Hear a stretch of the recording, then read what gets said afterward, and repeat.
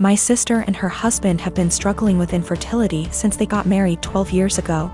They've tried absolutely everything, from medical to spiritual, but unfortunately, nothing works. Now that she's approaching late 30s, they're starting to look into adoption, but it's also been a slow going. Since their financial condition isn't exactly stable from multiple rounds of fertility treatments they went through. I can only imagine the struggle, and I sympathize with her. But the stress this situation is bringing her and her husband honestly puts a strain on our relationship. My husband and I lost our best friends, Mason and his wife, Kate, 2 weeks ago in a horrible car accident. They left behind their son Pete, who isn't even 2 yet. It was so sudden and so heart-wrenching. We're still grieving, which lowers out contact with a lot of people, including my sister and Bil. Our main concern right now is ourselves and Pete, whose custody has come to us because we're both his godparents. Actively engaged in Pete's life since his birth. And because Mason and Kate have neither left a will nor have immediate living relatives who can take him in. We've decided to adopt Pete as soon as we can stomach the process. My husband and I never planned on having kids, and even if we did, this is absolutely not the way we want to go about it.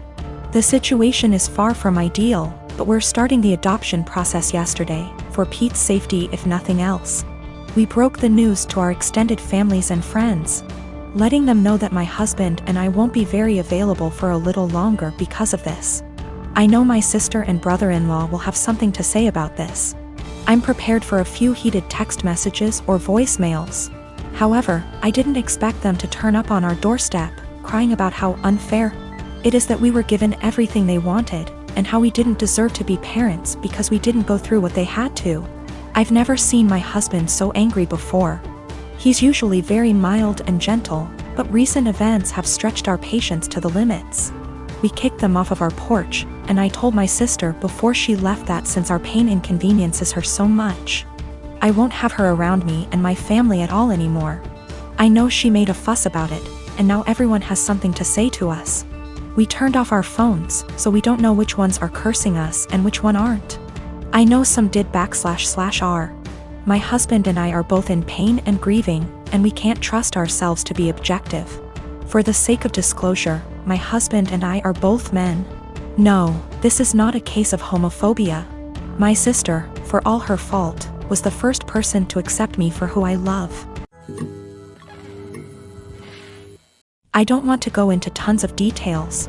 You need to know that for the last 7 years I have not been at home. And during this time my 2 brothers and sisters were still living there. While I was at home, our stepfather abused us mentally and physically. We lived in crappy houses that were covered in real garbage, including animal feces, absolutely everywhere. I haven't heard from my little sister since May. I'm pretty sure she was told to cut contact with all of us. We are her older siblings. My second sister, after my younger sister, is overweight and has spinal problems and has to diet and see a specialist she is not taken to. I told the social worker that I wanted to check on them because they were in a sorry state and because I'm not sure if there is still any physical or psychological abuse going on in the house. This genuinely worries me. I told them what happened to us, hitting walls, throwing things at us, swearing, belittling our character, etc.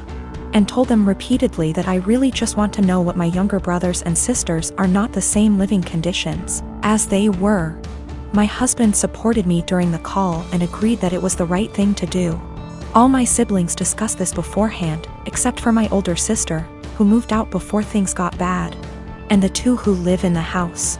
We all agreed that this would at least let them know they were being watched and we weren't just disappointed in them, and maybe my mother and SD would keep the house clean nose, etc. CPS contacted my mother very quickly. Much faster than I expected. I mean within 3 hours. After that, my older sister, who lives far away and hasn't contacted me for months, calls and she gets mad at me because she knows I called. I didn't deny anything and just said, if they have nothing to hide, then they have nothing to worry about. It will all be over pretty quickly, to which she replied, what if it doesn't? If they are taken away? I said, I hope it doesn't come to that, and if it does, it's not on me. I didn't harm them. I didn't leave animal excrement around the house. I asked, would you let your children live the way we lived? She didn't answer. I asked again and she said, no. I'd keep a decent house, but it's not your job to tell someone else how to parent. I said, okay. So, if that's all, why did you call? I think we're done. She told me that we all need to get over what happened to us and move on. She left long before the violence started and she wasn't around, regardless of my personal experience. I can't help but feel like I did something wrong. I have limited contact with my mother because of her husband, and she denies that any of us have ever been abused. My sister asked, why don't you just come in and see the conditions? I told her, I can't be around my stepfather. I refuse to expose myself to this negativity again. Even though my husband and siblings agree that it was the right thing to do, I still can't help feeling wrong because of it. Like it wasn't my place. But if it wasn't my place, then whose was it? I really would like a third-party opinion on what I did. Am I wrong in reporting my family? Honestly, should I have just kept my mouth shut? I don't mind if I don't have any contact with my mom or older sister. They don't even know that I'm almost 4 months pregnant because we don't talk very much. So the possibility that I'll never have a real relationship doesn't bother me. What worries me is that I don't know if I was right. I called my mother's CPS based on previous experiences of psychological and physical abuse by our stepfather. I have not heard anything from my younger brothers and sisters for a long time, because communication was interrupted. We lived in appalling conditions. There were animal feces, rubbish and mess everywhere. We were beaten, things were thrown at us, etc. I told the police that I was not sure if something was going on for sure because, again, no contact. But I wanted them to check on my siblings. Was I completely out of sorts? I've been out of the closet since I was 17, in 2007. When I came out, people in my family said some pretty hurtful things, which I totally expected. Being from a Southern Baptist family in, God, it hurts to admit this, but my older brother at the time seemed very receptive, surprisingly. He told me that if my dad ever gave me any trouble, to call him and he'd talk to him. That was really the last time we talked about it. Flash forward 13 years, I'm 30, and I'm getting married to my fiancé Scott next year in April. If COVID so graciously allows. I started putting a package together of fun things from my brother and I's childhood, all with the intention of asking him to be my best man. However, he called me 2 weeks ago, claiming he's wanted to talk to me about this for a long time. He went into the long tangent about how being gay is wrong and isn't what God wants. He said he thinks Scott is a nice guy and he loves me, but he doesn't think it's right that we're getting married. It was quite a shock as Scott and I have stayed with him multiple times when we visit my hometown. To top it off, and what hurts perhaps the most, he said my 3-year-old niece, whom we adore, won't be coming to the wedding because he didn't want to have to explain to her what was going on here. Notice he only said that she wasn't coming to the wedding. I think he fully expected to still be invited after this. His wife, whom he started dating when I was 12, feels the same apparently. My whole dad's side of the family feels the same way they do, but I've already written them off mostly in my mind. My mother is beyond pissed and upset at them. I think what upsets me the most is a sense of betrayal. They were my safe spot in the family. I felt like because they're close to my age and younger and went to college, they would understand and it wouldn't be a big deal to them. I almost feel a bit embarrassed because Scott comes from a wonderful Italian Catholic family and they've never been anything less than loving and supportive. I told them that, on what is supposed to be one of the happiest days of my life. If they or anyone else is sitting in the audience and in the back of their mind thinking that what we're doing is wrong or not right, they should just stay home. I know my brother and family love me, but it feels up to a point, conditional, and limited. I told them that they learned being gay is wrong, they weren't born not liking gay people. So they can unlearn it, if they were willing. But I don't think that's going to happen. Let me start off by saying my son, Adam, is 22 years old. Back when my ex-wife, Tori, and I were trying for kids, we found out that I was infertile. We decided we'd adopt, then about 4 months later my ex-wife is pregnant. I was thrilled because I thought maybe the doctor made a mistake. No, I was wrong. My ex-wife cheated on me and I didn't find out until 20 years later. Tori told me 2 years ago that she cheated on me. And we did a paternity test to make sure, and well, he's not my biological son. My ex and I divorced a few weeks later. Ever since my son found out the truth, he wanted to meet his biological father. He did, and they started to become really close. It hurt me much more than I thought it would.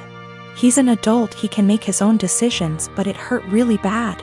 They started to bond really well, and all of a sudden Adam became really distant from me. It's been like this for almost a year and a half. I tried to text him to make plans for dinner, and he said he's busy with Chris, biological father. I tried numerous times to connect with him by calling and texting, but he never made plans aside from like a meal every other month. We used to do stuff every other week, but it's been completely different since he found out about Chris. I couldn't stand it. My son, who I raised since he was a baby, treated me like I didn't matter. Anytime we'd actually have plans, he would still be cold and distant. What I mean by that is became much more defensive of his personal life. I'd ask him how classes or friends were, and he'd just say they were fine but never go deeper than that. He also changed his major from econ to computer science and didn't even mention it to me until a year later. I told him how much he was hurting me because of how distant he was, and he apologized and said he'd do better. He never did. I told him numerous times and he never changed. He was still distant. What was the final straw for me was the phone conversation I had with him last week. He said he was going to change his last name to Chris because he liked it so much and because they were close. I couldn't believe what I was hearing. I told him this. I can't believe you are going to do this. That's really disappointing to me. If you decide to change your last name, go ahead, but if you do that, then I'm no longer your father and I don't want to be involved in your life. He hung up on me. I didn't even bother reaching out because I know he wouldn't respond. I stand by what I said. I meant every word and still do. The last name change to me means he no longer views me as a father and views Chris as his, despite the fact he's 22. My family told me I'm being unreasonable. Meanwhile, my best friends think it's reasonable. After I found out about Chris, I took a couple of days and didn't speak to my ex-wife or Adam. They didn't contact me. I didn't contact them. I needed a break. A lot of you are asking for a deeper meaning behind this, and I think I finally figured out why he's been so cold. A few months before my wife told us the truth, we were in a very long argument. His grandma, my mother, left a big inheritance for him that I am fully in charge of. Enough to pay for college and have enough wiggle room to not stress all the time about it. After a semester of university, he started dating this girl. He was head over heels in love with her.